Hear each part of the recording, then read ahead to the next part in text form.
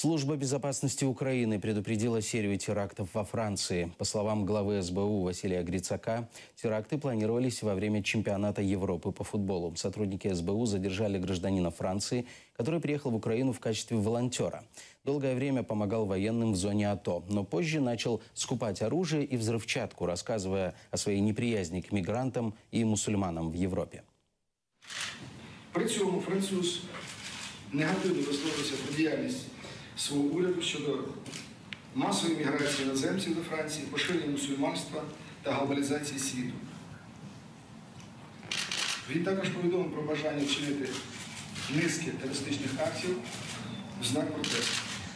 Громадянину Франції було передано 5 автоматів Калашникова, більше 5 тисяч набоїв, 2 протитанкові гранатомети РПГ, 18 пострілів до них, 125 кг тротилу, 100 детонаторів, 20 балаклав і інші речі.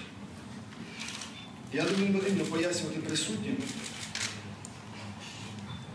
які об'єкти руйнувань або які руйнування могли розробити внаслідок застосування 125 кг тротилу.